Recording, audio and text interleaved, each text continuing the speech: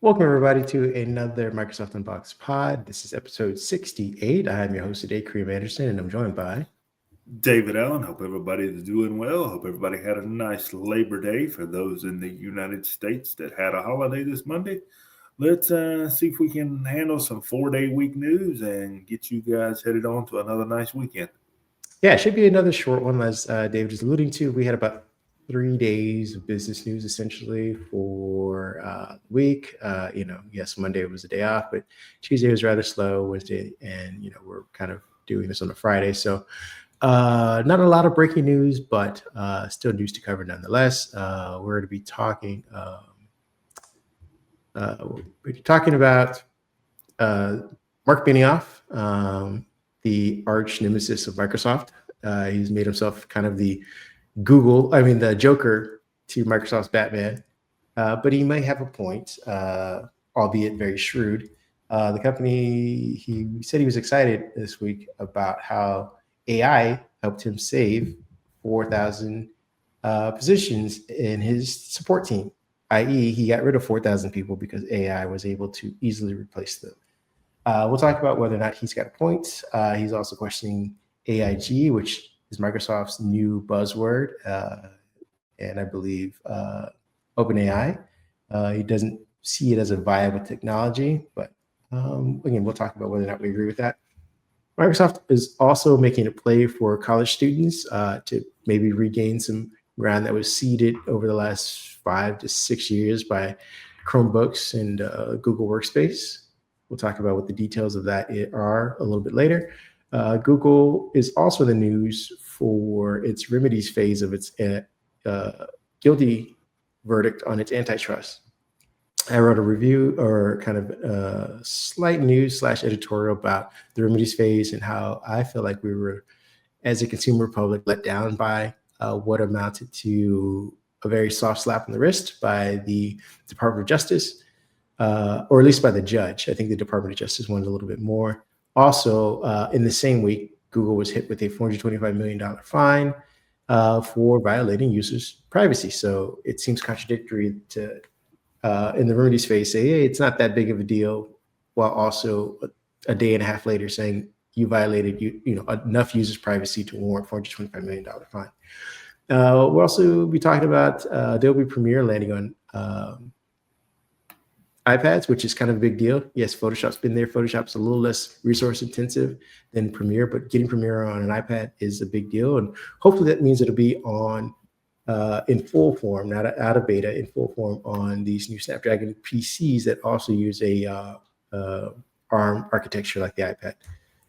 We'll also be rounding off our full news bracket with, again, some more Google news. It seems Google was very big in the news with Google teasing Gemini coming to Google Home on the platform and how that could take shape. Lastly, David's addressing all of our gamer fans out there with some free play game day news to kind of guide you into the weekend.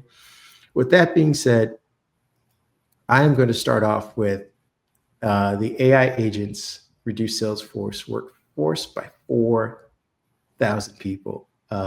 Like I said, it was earlier this week, I want to say Tuesday or so, that Marc Benioff, again, the CEO of Salesforce, was talking about how well AI has done for the business.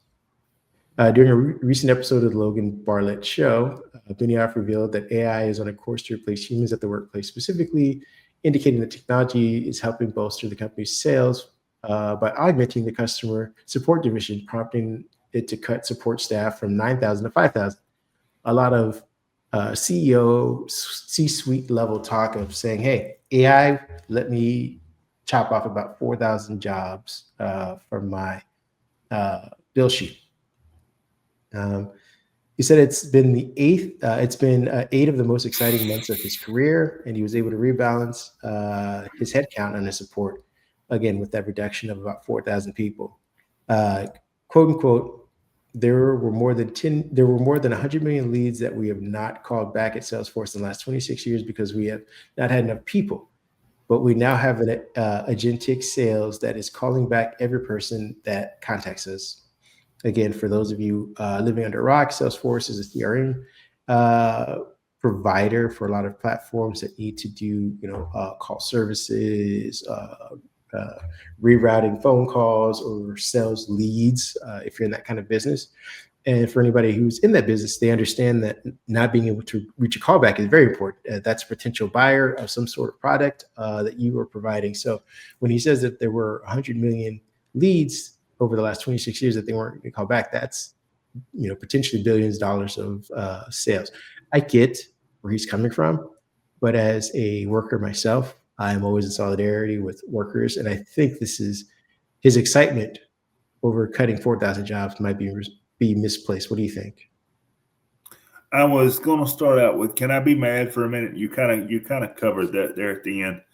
I'm along with my buddy here. Anytime you are using, and I know I went to school for computer science, and I hear it, but anytime you're using technology the way we're using AI to cut 4,000 jobs, the only thing he's happy about is AI put more money possibly in his pocket, because as you mentioned, they're able to return calls because a human can only do so much work in a day.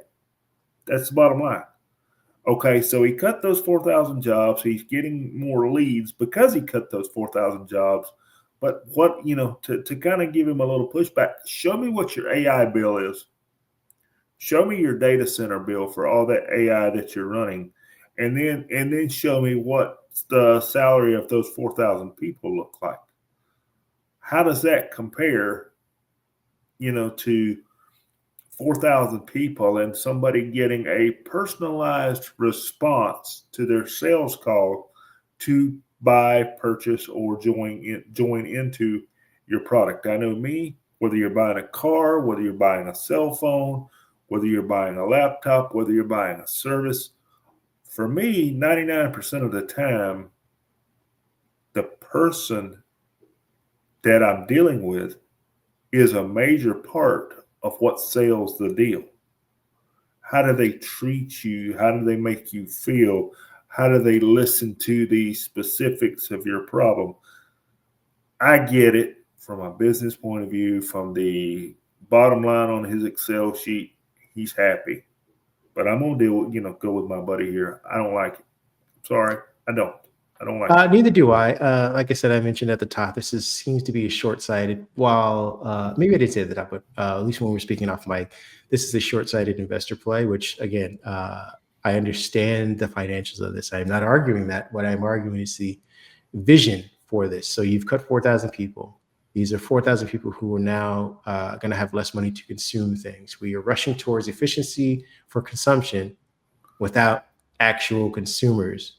The more often we keep laying off people and reducing workforces for efficiency, those are people that are potentially falling out of your consumer marketplace. So again, you might have been able to reach 100 of, whatever that number was, 100 million of those leads potentially. But of those, we know at least 4,000 of those now are going to have less money to buy whatever it was you were selling. And we're doing this across the board. We keep replacing everybody with AI. At some point, there won't be money to purchase these products. It's kind of like something I saw on the news here yesterday. They were talking about people keeping their cars longer because the price of cars has skyrocketed. And you can kind of connect that to this. You take these 4,000 people, you've got 4,000 people sitting at home without a job.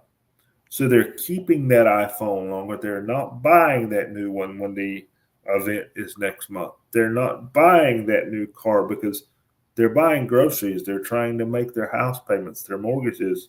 They're trying to, pay their insurance, the things you have to have every day to survive.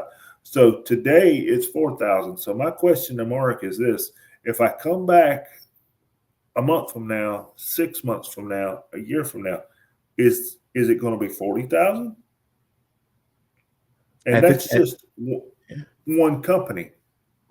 Definitely. And the other thing that's not being told in any of these, or at least not being addressed fully with any of these AI stories, is the natural resources costs that we're getting for this. Yes. You're going to be sending these 4,000 people home to a environment that is drained of resources, electricity. The electricity bills are going to be higher because they're sharing it now with data centers, the limited resources, the water to cool things. I mean, it's just, we're rushing towards this. I feel like with no oversight. With that being said, we're going to move on to the second part of this, just so we can, again, we said we'd try and be quick about this with you guys. Marc Benioff also was very skeptical of AGI, which is agentic intelligence.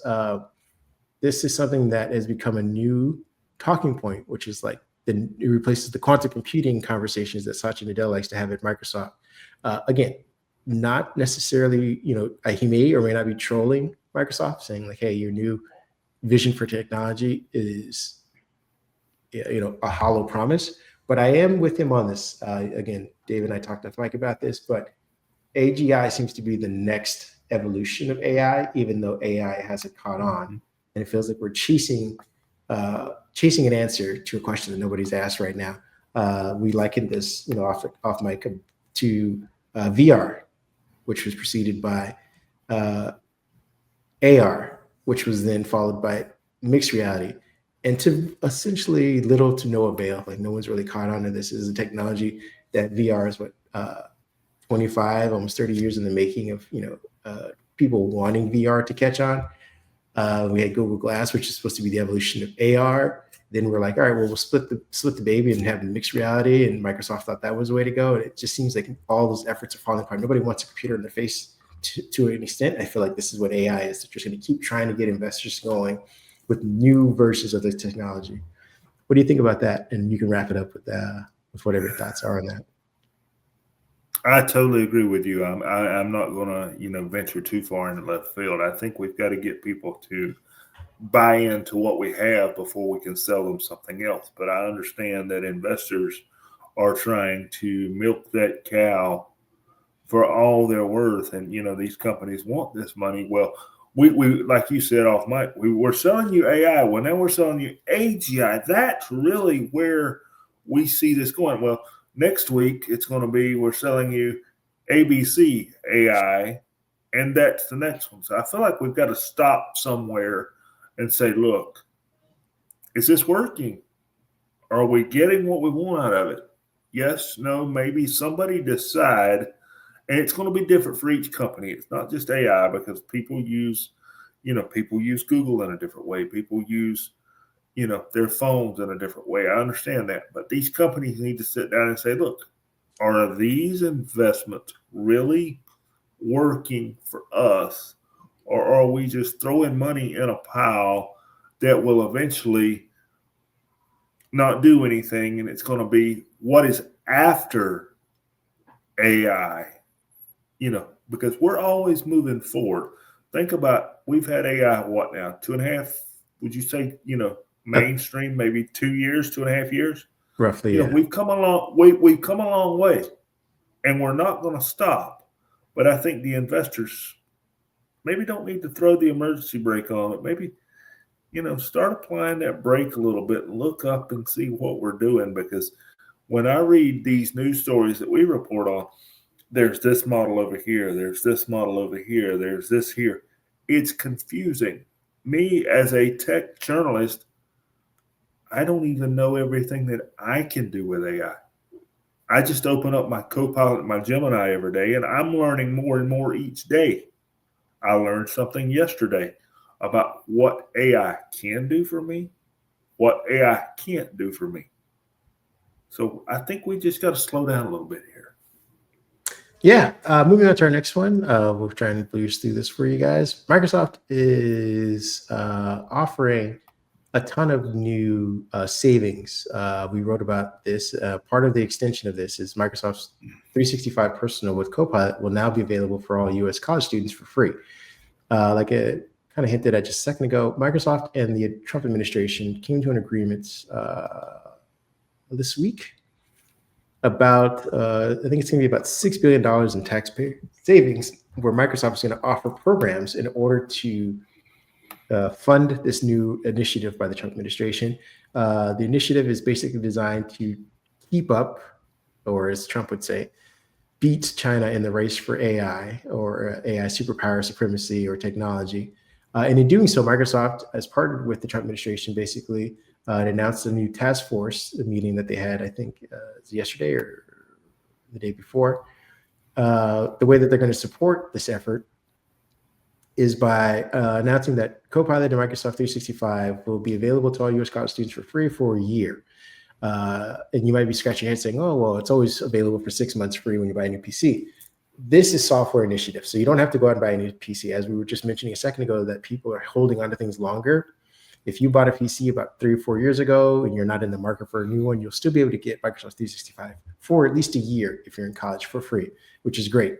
Microsoft 365 personal subscriptions at a discount rate that knocks up about 50% of the regular price. Those interested can sign up on the Microsoft site, I believe, for Microsoft 365 until October 31st. So if you want to get Microsoft 365 personal for a year, you got about a month to do so. 2 months, sorry. October 31st, 2025. And it'll be valid through a university email address. Similarly, classrooms will be able to take advantage of this expanded access to Copilot through the Microsoft Elevate platform. So if you're a teacher or your school looking to save some money for the year, this would be a good way to go. The platform will also offer 1.25 million in educator grants to the top AI teachers in the country. So again, if you were a school, university with a magnet program or an AP class or something or STEM program, you could probably save your school, hundreds of thousands of dollars, if not more, by applying or at least looking into this. Microsoft's own LinkedIn will open its doors to AI learning courses and certificates available through the platform for free. So if you're maybe out of school, college student or something like that, looking for a job, but you need some resources in order to buffer your resume or some other things, or at least learn or add to your platform without actually having or a real world job experience because you haven't got a job yet, go to the LinkedIn page and take some courses while you're kind of waiting for someone to, go over your resume. What do you think about this, about Microsoft finally trying to curb some of the market share they lost with workspaces or Chromebooks?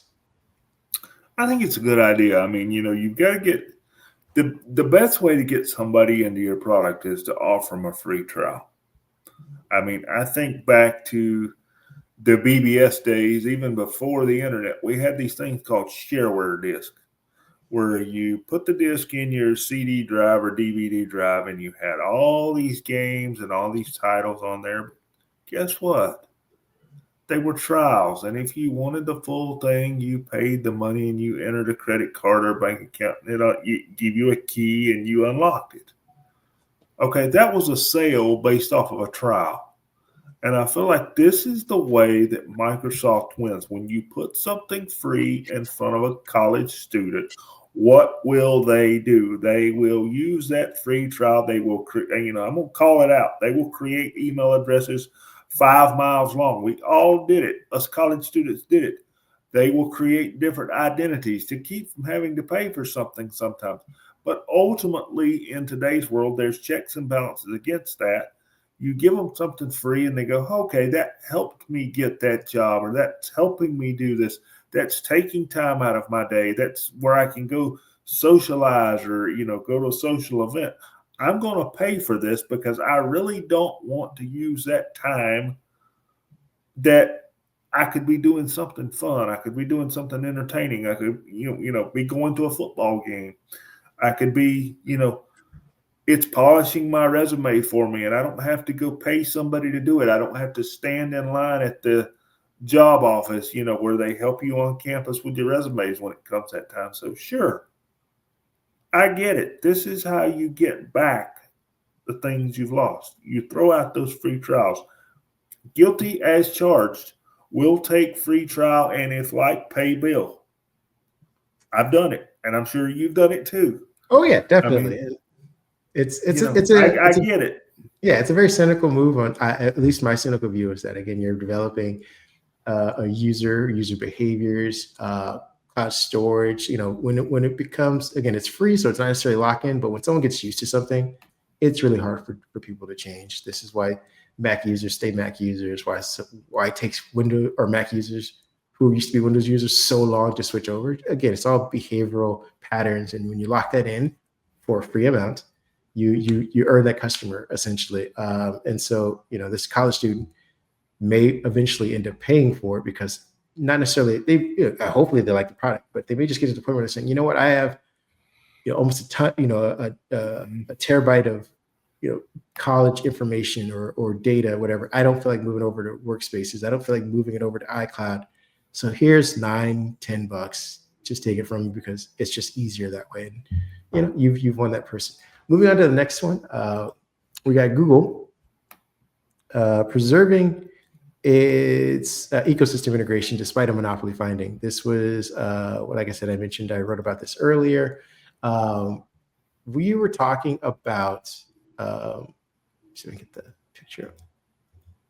What was that? How let down I was by Judge Amit Mehta, who was the judge presiding over the Google antitrust case. We were very excited they were found guilty, but not much was done. And again, to be fair, we are Microsoft Pod, and not a lot was done for Microsoft in regards to breaking them up. There was the extreme case, which is what the Department of Justice wanted, was to break Microsoft up.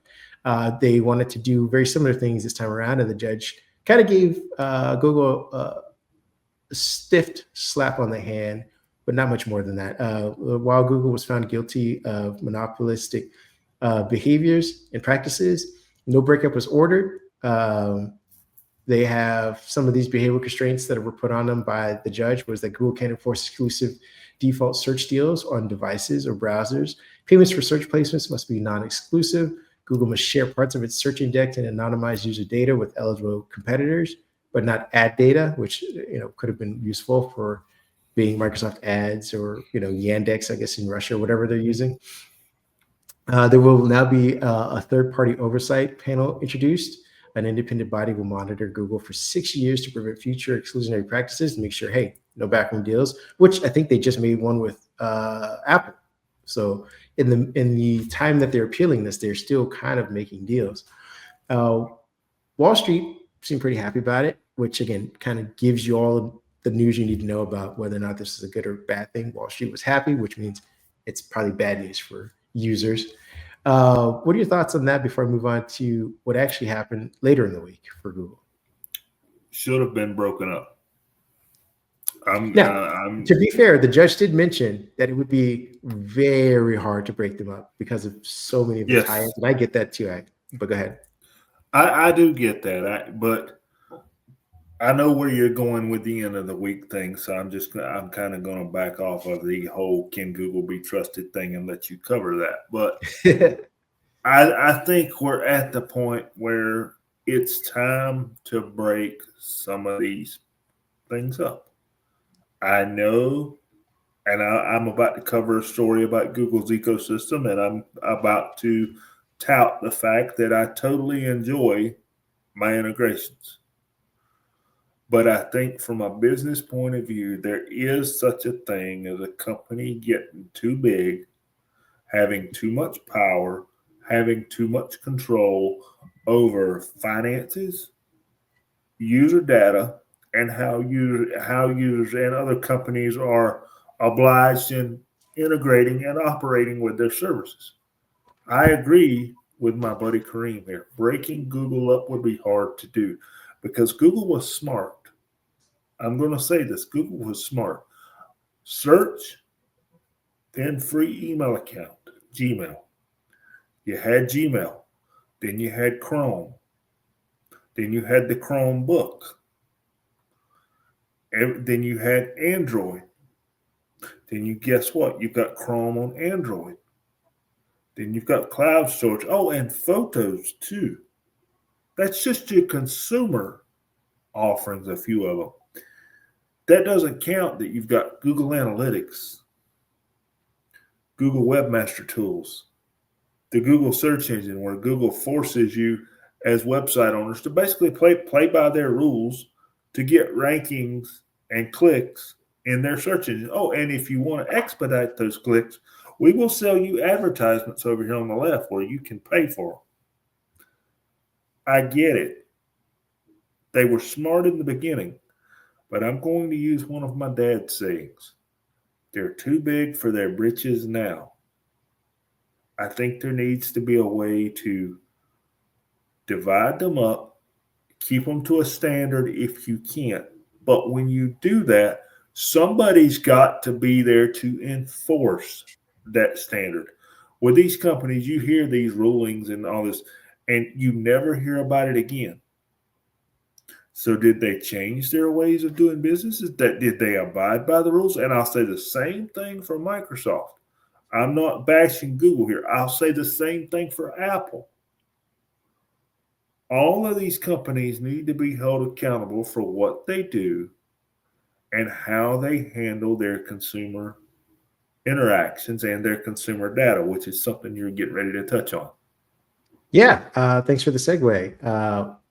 After Meta kind of said, "Hey, Google's not that dangerous to break up," we find out that Google was slapped with a $425 million fine for violating user privacy. This is a story we wrote about a few months ago, but a class action lawsuit in the court of San Francisco ordered Google pay $425 million for violating user privacy across 174 million Android devices. The lawsuit revealed Google collected user data from third-party apps like Uber and Venmo, even when users had disabled the web and app activity settings. Google argued that the data was not personal and encrypted, but the jury found that this is insufficient and held the company liable on two of three counts for violating user privacy. Now, this is the crazy part. Again, while we were happy that they were fined, it's still roughly a slap in the wrist because the case involved 98 million users. And I believe the plaintiffs were seeking $31 billion in damages. $31 billion got reduced to $425 million because I guess Google was found not to have acted maliciously. Just ignoring something, I guess, is not as malicious as stealing, roughly, I suppose. So, they left the door open and someone, Google walked in and took stuff. I guess it's not breaking and entering. Google will appeal it, obviously. But again, just to kind of wrap up this whole section about Google being trustworthy and having the position it has in the market over AI, over search, over user data, it seems like the company has gotten pretty big, and it doesn't seem to be adhering to a lot of security / privacy / best practices because of how big they are. And I think this happens with everybody, Microsoft included, when they bundle stuff, it's not the best practices because, again, it's not the thing that they do inherently. Like Slack is a communications tool, which is why it's one, people prefer that. And it's one of the best. Teams is good, but it's not the thing that Microsoft does. It's just something it bundles. When we have more specificity in products, when a business is allowed to just hone in on the one thing, they tend to be better at it. When we have companies like Microsoft, Apple, Google, other ones that buy up these specificities and just bundle it into the software, we tend to find a lack of features, a lack of support, a lack of urgency, a lack of specificity for that product anymore. It just becomes a big conglomerate, kind of like Facebook and Instagram. What are your thoughts on Google being found to violate user privacy in the same week that and fined for it, the same week that they were also kind of let off the hook for being as big as they are? Not good. Bottom line, it's not good, but at the same time, I saw something about a hack this week. I'm not going to say what it was because I'm not sure. But there was a company that was hacked that said that because this company was hacked, that every American could be impacted. And this was the same time that you put this story up, and I kind of read what you wrote and then saw that headline next. I don't trust any of these large companies, but because of the way things are, we have to. And they know that. And they can understand that if somebody gets a hold of your data, you're not going to stop using Gmail. You're not going to, it's kind of like, let's make full circle here. Go back to the college story, and you talked about kids not wanting to move things. You take, somebody like myself or you got Google Photos, you've got stuff in Google Drive, you've got stuff in Google Documents, and your Google account gets hacked, and Google comes out and says, yes, your account was hacked, your data was accessed. What are most of us going to do? We're going to go check, make sure our stuff is still there. We're going to change our security posture, maybe with whatever Google, has available for us to do. We're going to change all that up, and we're going to move on. This 425, what was it, 425 million? Mm-hmm. That's a slap on the wrist. I mean, that's a humongous amount of money to you and I. But in Google, that's a slap on the wrist. Well, especially when they're facing $31 billion. Yeah. Why can't we come up with a 3 strikes you're out rule or something like that says, look, we understand hacks are going to happen. We understand data breaches are going to happen. It's the climate that we're in. But if X, Y, and Z happen, you are heavily penalized, or you must do this. Whatever this might be. Stop the slaps on the wrist, and let's get after some of these companies, because I'm a firm believer that if you wrap this into, what we have learned as far as security, what we have watched some of our overseas foes do to the United States in terms of security, we can stop a lot of things, I think. It's a matter of making these companies do it and holding them accountable. Yeah, to that end, I mean, that becomes a little more political than it does become business oriented. Basically, yeah, it does. You have a bunch of lobbyists saying, hey, instead of lawmakers learning about legislation that could prevent this, they're just saying, hey, take some money, go on your next vacation. Don't worry about us violating user privacy. What we need to do, obviously, is take money out of politics, which is almost impossible at this point. But if we lived in an ideal society, we take money out of politics, so lobbyists can't do that. And then we would also educate our lawmakers to say, hey, this is the new technologies. This is how things can be violated. This is how privacy works amongst users. And when you understand that, you can start to make laws saying, to your point, here's 3 strikes. It may not be 3 strikes across the entire company, because you can have data breaches in different products. We get that. But if you happen to have the same data breach or very similar in a very similar product, that product is now taken from you. Or to your point, it is heavily penalized. And here's the violations or here's the penalties per violation. Or again, to our point, we break that off. You've proven that you're no longer able to comply with the law with this thing. It is now, it spins off as its own company. You no longer own it the way you used to. You no longer operate the way you used to. And, again, maybe down the line, 10 years from now, you can rebuy that company and reintegrate it. But for right now, we got to slow you down. With that being said, we're going to move on to some more fun topics. A little more levity in our news. We're going to have Adobe Premiere on the iPhone. What do you got to say about that? This is big, or big to me. Yeah. Adobe Premiere is up for pre-order on the iPhone, coming later this month, early October. I'm going to give you the short skinny on this. Basically, according to the announcement that Adobe put out, you will be getting virtually the full experience, is what it's being called, on your iPhone, to be able to create your content, edit your content, produce your content, and publish that content on the go. You'll be able to record your audio. You'll be able to edit your audio. You'll be able to individually edit your video tracks, your voice tracks. You will have your AI is integrated. They made it clear to say you've got Firefly, Adobe Firefly. The AI is right there in front of you, where you can pull that into your creativity. They called it endless creativity, which I tend to agree with.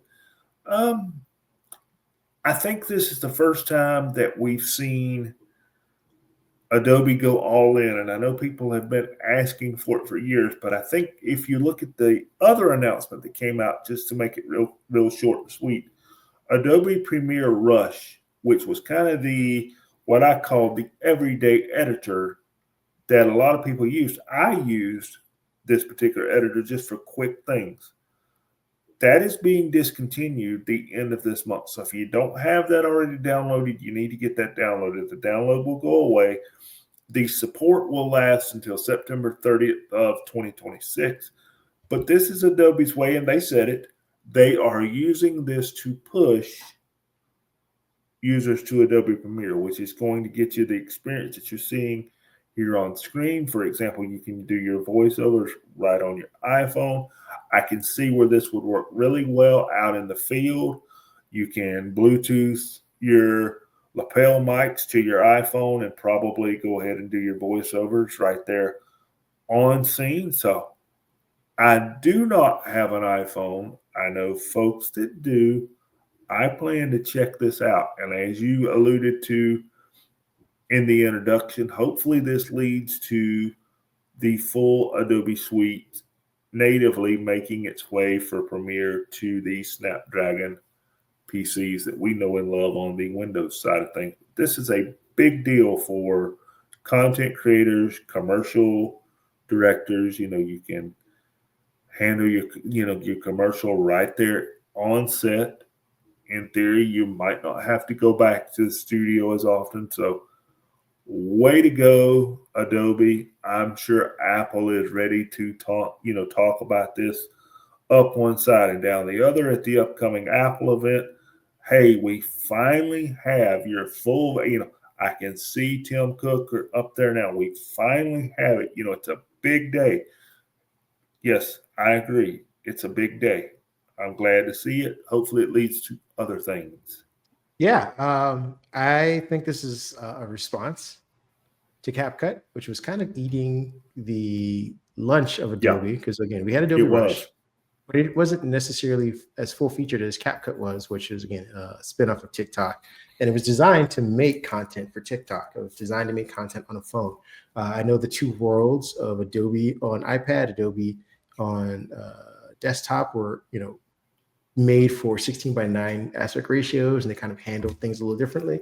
For those of you who couldn't see the video that we're running, but it looks like this one's more designed for phones, while offering, I'd say, about 65% of the features from Adobe Premiere. Now, anybody who's ever worked with Adobe knows that it's a resource hog. So I wonder how this works as far as battery life, heating on the phone, generating, importing, generating photos, Wi-Fi speeds and all that stuff. It's all, going to have to come together and work nicely in order to have a great first impression.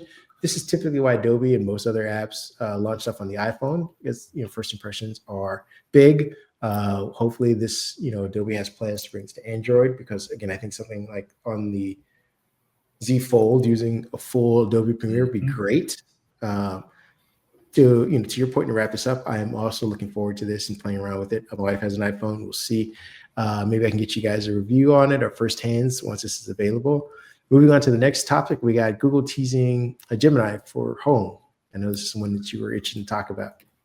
Yeah, this was of interest to me, and I'm kind of going to go back on some of the things that I have said earlier in the pod. I am a believer in integration. I like everything to be in one place. I like to be able to say, now we love integration. Look at this guy. Yeah, I kind of, as far as my daily life, yes, I like to be able to say, hey, XYZ assistant, do this for me, show me this, or, now with what my dad's going through, we have more cameras in the house so we can, keep things, monitored for him. We have more devices in the house where we can keep things monitored. And I find myself actually seeing how this integration works. So when I saw, your title here of Gemini is coming home, basically what Google is trying to do here, coming October 1st, is you're going to see a full Gemini integration into your Google hardware. When I say that, your Chromecast, your smart speakers, your lights, your light switches, your floodlights, will all be Gemini. I'm going to call it Gemini activated. You'll have cross-device harmony. You'll have contextual intelligence that'll be able to know your personalized routines. Kind of sounds like, the original Google, but I'm assuming you will be able to ask it things and it will be able to respond in an AI sense like, hey, Assistant XYZ, can you check the weather and adjust my thermostat and lighting accordingly while I'm at work from 7 a.m. to 4 p.m.? That's what I'm assuming, things like that, for example, that you'll be able to do. You'll be able to say, set the mood for dinner and play playlists, easy music, whatever, you choose for it to be. So I do find myself being an AI user. I do have a couple of smart Google speakers. It is frustrating to go from, hey, who on your phone to, hey, who in your house, and you get two totally different responses. So I'm glad to see that Google is tightening this up. Hopefully they don't take anything out of it and I can still get the responses that I'm looking for. And that's also another, I've also got a Pixel tablet. That is very frustrating. If it's in the same room right now and you say, hey, who, and the tablet answers, that's a different answer than the phone. So we're almost at a point where Google has got to do this. They've got to bring Gemini home. They've got to equal this up. And I think this is where your home assistants and your home controls will actually get better instead of worse. Yeah, I don't have too much more to add to that. I'm looking forward to see if this does analytic monitoring,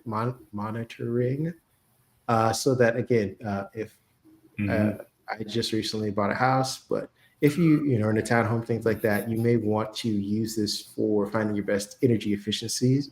See if you are eligible for programs in your neighborhood or in your area or based with your local energy company. If signing up for solar might be better for you, if signing up for different programs, or at least adjusting your Nest thermostats during specific times that are, you can automate that kind of thing versus you having to manually do it on your phone, things like that. The system can do that for, when it's based on the weather reports, based on the weather outside, the ambient temperatures in the house, things like that. Start setting these things so you can start saving yourself some money at the end of the day. That's, ideally what you'd want to do. Well, in addition to asking it all kinds of other interesting things about like recipe making or setting the mood or adjusting other things in the house. But I think if it monitors that kind of output, it'd be great for, you can have a monthly report of who's using the most energy in the house. So you can say, hey, you know what, if you have a teenage kid and they're using that much, you can go to them and say, hey, things need to change based on this. We have the reports for to show, or go to your friend's house from 5 to 7 when the rest of us are using the Wi-Fi or whatever. I'm just joking, but again, that's the idea. Last but not least, yeah, go ahead. Or tell your teenager, see where this gets you. Tell your teenager to turn off that high-powered gaming computer with the 1,000-watt power supply. Oh, I think you will. That'll be the fastest way to get your teenager to move. If you were looking for a teenager to move out, or your middle-aged son to move out, or daughter, because all they do is gaming, try David's technique. That'll be the fastest way to get them to be like, you know what? Screw it. I'm on my own, mom and dad. Speaking of gaming, we got our last one, which is one of your favorites. Yep. I enjoy these free play days for you guys quite a bit. So I am happy to do them. But this week, it's kind of sports week. We had the opening of the NFL football season last night on Thursday Night Football. So Microsoft and EA kind of got together. We had College Football 26 was a free trial last week. This week we have Madden 26. We have Top Spin 2K25 for you tennis lovers. We have Beyond Galaxy Land and another one for me to pronounce, Naruto Shinobi Striker. Don't know a whole lot about that one, but thank you. But I'm definitely going to try that out. And I will remind you, as always, make sure if you're liking these titles, make your purchase during free play days. You get Madden 26 is $62.99. Top Spin 2K25 is $24.99. And Beyond Galaxy Land is $9.89. And then you've got Naruto to Bruto Shinobi Striker is $19.99. And just a reminder, you can find these on Xbox.com, or if you're looking free play days on your console, I think they need to move something to the dashboard, maybe that pops up every Thursday and stays there through the weekend. You do have to go through your account, scroll down to your subscriptions, scroll down to free play days.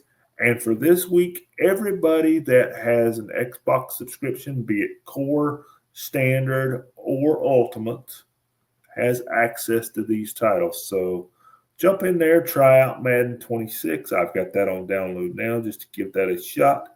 And I'm also going to try out the Top Spin 2K25. Not a tennis player, but sometimes the tennis video games are pretty interesting. Are there any of these that you're going to try, my friend? Top Spin. I gave up a Madden a while back when they got rid of the fantasy mode as I knew it, and this is probably back in Madden 2012. I don't know, right before. At some point, they'd gotten rid of the fantasy football. I remember that. Coaching and stuff. So I haven't been big on those games, but I did play tennis in high school. Love a good, like you said, to your point, tennis games can be fun. The Wii had a fun tennis game. Played tennis. Yeah, the Wii one was good.